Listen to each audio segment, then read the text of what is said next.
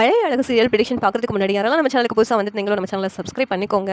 கோமதி மாதிரி ஒரு மாமியார் மதிக்கும் மலருக்கும் இருந்தால் நல்லா இருந்திருக்கும் அப்படின்னு யாரெல்லாம் நினைக்கிறீங்களோ இந்த வீடியோக்கு ஒரு லைக் போட்டுருங்க. இங்கே என்னால் மலர் தனியாக அந்த கிச்சனில் நின்று கால் வலிக்க வேலை பார்த்துக்கிட்டு இருப்பாங்க. அவங்களுக்கு ஹெல்ப் பண்ணுறதுக்கு யாரும் இருக்க மாட்டாங்க.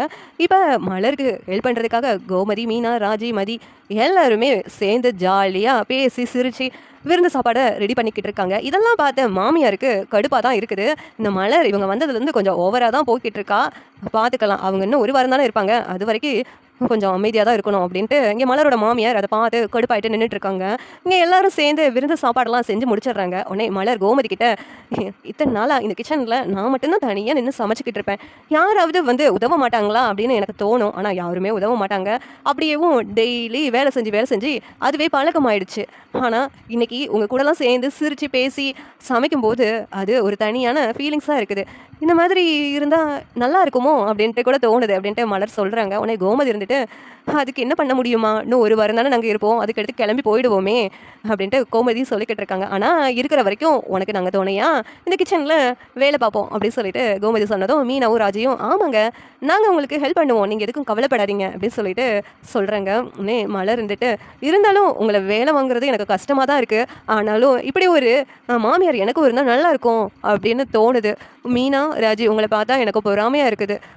உங்ககிட்ட இவ்வளோ ஃப்ரெண்ட்லியாக உங்கள் மாமியார் பேசுகிறாங்க, நீங்களும் பேசுகிறீங்க, ஆனால் என்னால் அப்படி என் மாமியார்கிட்ட பேச முடியாதுன்னு நினைக்கும் போது எனக்கு கொஞ்சம் வருத்தமாக இருக்குது அப்படின்ட்டு மலர் வந்து கஷ்டப்படுறாங்க. உடனேவும் இங்கே மதி இருந்துக்கிட்டு, ஆமாம் உண்மையிலேயும் நீங்கள் மாமியார் மாதிரி நடந்துக்க மாட்டீங்க, அவங்க ரெண்டு பேரோட அம்மா மாதிரியும் சகஜமாக பேசுகிறீங்க, எப்படிங்க மாமியார்னா ஒரு கெத்தா அப்படி இப்படின்னு இருக்கிறத நான் பார்த்துருக்கேன், ஆனால் உங்களை மாதிரி ஒரு மாமியாரை நான் பார்த்ததே இல்லை அப்படின்ட்டு மதி சொல்கிறாங்க. அதுவும் இல்லாமல் இந்த வீட்டில் நடக்கிறதெல்லாம் நீங்கள் பார்த்தீங்கன்னா இப்படியா அப்படி சொல்லிட்டு அதிர்ச்சி ஆயிடுவீங்க, அப்படி தான் இந்த வீட்டில் நடந்துக்கிட்டு இருக்கோம் அப்படின்ட்டு மதி சொல்கிறாங்க. உடனே கோமதி இருந்துக்கிட்டு, அதான் நாங்கள் இருக்கிறோம்ல, நாங்கள் எல்லாத்தையும் பார்த்துக்குறோம் அப்படின்னு சொல்லிட்டு கோமதி சொல்கிறாங்க.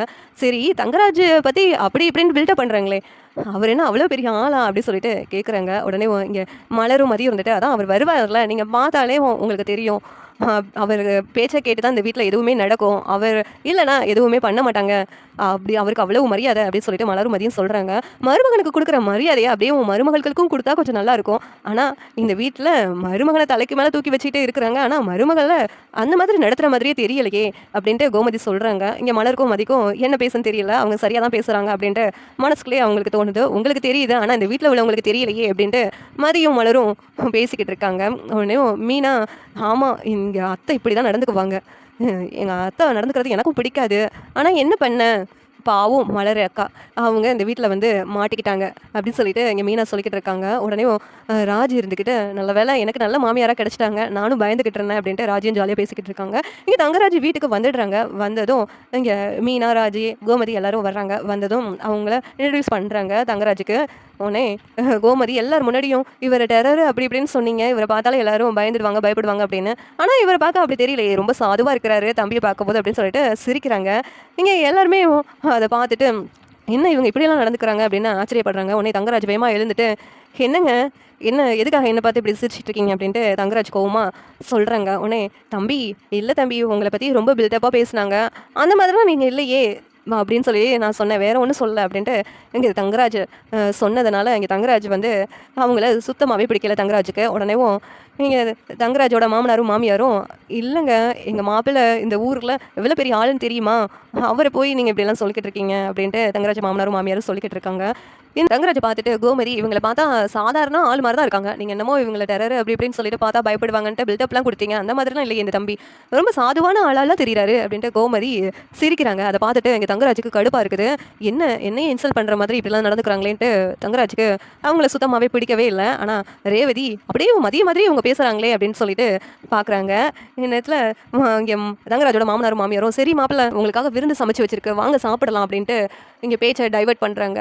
மலர் அந்த சாப்பாடெலாம் ரெடி ஆகிடுச்சுலாம், எல்லாத்தையும் எடுத்து வை, மாப்பிள்ளை வந்துடுவார், எங்க நீங்களாம் உட்காந்து சாப்பிடுங்க அப்படின்னு சொல்லிட்டு கோமதி கிட்டேயும் மீனா ராஜிக்கிட்டேயும் சொல்கிறாங்க. உடனே இருக்கட்டும்ங்க, நாங்கள் அப்புறம் மலர் கூடையும் மதி கூடையும் சேர்ந்து சாப்பிட்றோம் அப்படின்னு சொல்லிட்டு கோமதி மீனா ராஜி சொல்கிறாங்க. இங்கே மலர் எல்லா சாப்பாடு எல்லாத்தையும் எடுத்து வச்சுக்கிட்டு இருக்காங்க. எடுத்து வைக்கும் போதேவும் இங்கே கூட எல்லா ஹெல்ப்பும் பண்ணுறாங்க மீனா ராஜி கோமதி எல்லாம்.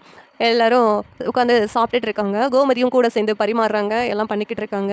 இங்க ரேவதி வந்த கெஸ்ட்டு சூப்பரா இருக்கிறாங்களே! பட்டு பட்டுன்னு பேசுறாங்களே! அப்படின்ட்டு மலர்கிட்ட சொல்றாங்க. ஆமா ரேவதி, உன்கிட்ட அப்புறம் எல்லாமே சொல்றேன் அப்படின்னு சொல்லிட்டு ரேவதி சொன்னதும், இங்க எல்லாருமே வந்து எப்பவும் போல சாப்பிட்ட வேஸ்ட்டெல்லாம் கீழ எடுத்து போடுறாங்க. அத பார்த்துட்டு கோமதி இருந்துக்கிட்டு, "என்னங்க பழக்கம் வச்சிருக்கீங்க வீட்ல?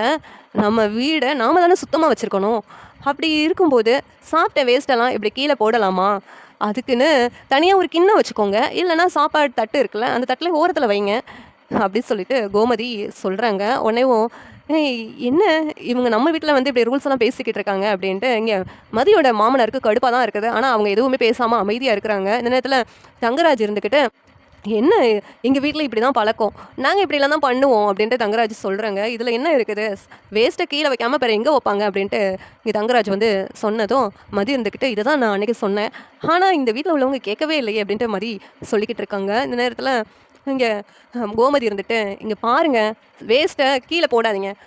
நீங்க பாட்டுல போட்டுட்டு போயிடுவீங்க. அப்புறம் யாருங்க அத கிளீன் பண்றது? பாவம் மலர். எத்தன வேல தான் இந்த வீட்ல பார்க்குறாங்க. நானும் பார்த்துட்டு இருக்கேன். அந்த பொண்ணு எவ்வளோ கஷ்டப்படுது. வீட்டுக்கு வந்த மருமகள இப்படிலாம் நடத்தக்கூடாதுங்க. வீட்டுக்கு வந்த மருமக மகாலட்சுமி மாதிரி. அவங்கள வந்து இப்படிலாம் நடத்தலாமா?" அப்படின்ட்டு கோமதி சொல்றாங்க. உடனே இங்க தங்கராஜுக்கு கோவம் வருது. "என்ன நினைச்சிட்டு இருக்கீங்க? நீங்க பாட்டுல இந்த வீட்டுக்கு வந்துட்டு இந்த வீட்டுக்குன்னு ஒரு கட்டுப்பாடெல்லாம் இருக்குது. இதெல்லாம் இப்படிதான் நடக்கும். நீங்க பாட்டுல கண்டத பேசிக்கிட்டு இருக்கீங்க" அப்படின்னு தங்கராஜ் வந்து கோமதி மேல கோவப்படுறாங்க. உடனே இங்க மீனா இருந்துக்கிட்டு, "அத்தை எதுக்கு தேவையில்லாம இதெல்லாம் பேசிக்கிட்டு?" "வேண்டாம் அத்தை" அப்படின்னு மீனா சொல்றாங்க. "நீ இருடி" அப்படின்ட்டு கோமதி, "இங்க பாருங்க தம்பி, மலர் வந்து இந்த வீட்ல எவ்வளோ கஷ்டப்படுறா. அதெல்லாம் பார்த்துட்டு என்னாலலாம் சும்மா இருக்க முடியாது தம்பி. நீங்க இந்த வேஸ்ட்டெல்லாம் எடுத்து தட்டில தான் போடணும். அப்படி போடலைன்னா நான் சும்மா இருக்க மாட்டேன். நான் பேசிக்கிட்டே தான் இருப்பேன். அந்த பொண்ணு இந்த வீட்ல கஷ்டப்படுறதெல்லாம் நான் பார்த்துக்கிட்டு தான் இருக்கிறேன். இப்ப நீங்க கீழ போட்டீங்கன்னா, அந்த பொண்ணு தான் எல்லாத்தையும் கிளீன் பண்ணிக்கிட்டு இருப்பா. எதுக்கு? நீங்க அந்த தட்ட எடுத்துட்டு வாம்மா" அப்படின்னு கோமதி சொல்றாங்க. இங்க மலரும் மதியும் என்ன பேசுன்னு தெரியாம நின்னுட்டு இருக்காங்க. ஆனா மதி போய் தட்ட எடுத்துட்டு வராங்க. எடுத்துட்டு வந்ததும் இங்க மதிய முறைச்சு பார்த்துட்டு இருக்காங்க தங்கராஜ் இருந்துக்கிட்டு.